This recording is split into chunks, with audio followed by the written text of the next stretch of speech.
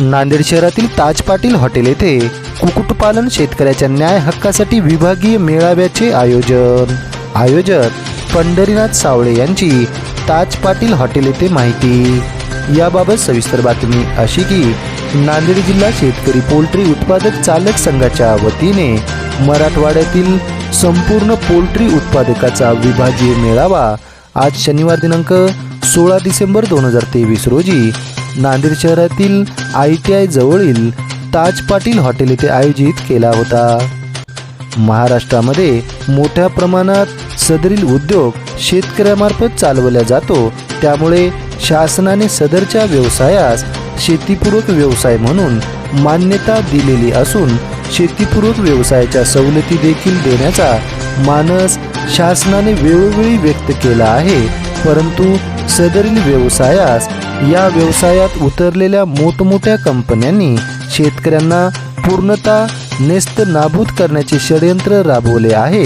परिणामी शेतकऱ्याला त्याच्या उत्पादन खर्चाच्या तुलनेमध्ये कधीच भाव मिळत नाही।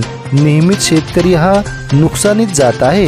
त्यामुळे मराठवाड्यातील 80% प्रमाणात हा व्यवसाय बंद पडला आहे। अशा प्रकारचे कंपनी निर्मित संकट शेतकऱ्यांवर कोसळले आहे। यावर विचार करून मार्ग शोधण्यासाठी सदरील आजच्या या मेळाव्याचे आयोजन केले असल्याची माहिती सदरील या मेळाव्याचे आयोजक पंढरीनाथ सावळे यांनी आज शनिवारी सायंकाळी 4:30 वाजताच्या दरम्यान आपल्या प्रतिक्रियेद्वारे हॉटेल ताज पाटील हॉटेल येथे दिली आहे। चला तर मग जाणून घेऊ आयोजक पंढरीनाथ सावळे यांनी काय म्हणाले। बोला। हा सर, आजच्या या कुक्कुटपालन शेतकऱ्यांच्या न्याय मागण्यासाठीच्या विभागीय मेळाव्यासंदर्भात थोडक्यात माहिती द्या सर। ह्या मेळाव्याचं आयोजन करत असताना हा मेळावा आम्ही ऐतिहासिक समजतो, कारण महाराष्ट्रामध्ये एकीकरणाच्या बाबतीत शेतकरी हा नेहमीच मागे असतो। आतापर्यंत कधीच हा शेतकरी एकवटलेला झालेला नाही कुठल्याही हेतूसाठी। बाकी कर्मचाऱ्यांची संघटना मजबूत असेल, कर्मचारी एका शब्दामध्ये प्रशासनाला वाकवतात, परंतु शेतकरी हा कधीच एकजूट होऊन प्रशासनाला वाकवण्याचा प्रयत्न शेतकऱ्यामार्फत झालेला नाही। परंतु मागच्या 2-2.5 वर्षापासून आम्ही ह्या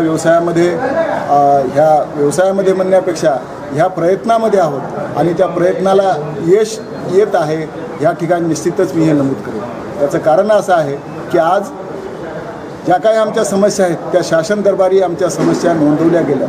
शासनाने ह्या सगळ्या समस्याची दखल घेतली, किंबहुना या दखलीपोटीच केंद्र शासनाने ती गाईडलाईन्स प्रकाशित केली। या दखलीपोटीच शासनानं समन्वय समितीची स्थापना केली आणि ह्यामार्फत आम्ही आमच्या समस्या शासन दरबारी यशस्वीरित्या मांडत आहोत आणि त्याचा इम्पॅक्ट निश्चितच आपल्याला यापुढे दिसणार आहे। आणि जर हा आमच्या इम्पॅक्ट नाही दिसला, जर आमच्या समस्याची निवारण शासनामार्फत जर नाही झालं, तर आम्ही शासनाशी आणि त्या कंपन्याशी 2 हात करण्यासाठी अगदी सज्ज झालेलो आहोत। एवढी ठाम भूमिका आम्ही या मेळाव्याच्या माध्यमातून शासनाला देत आहोत आणि कंपनीला सुद्धा देत आहोत।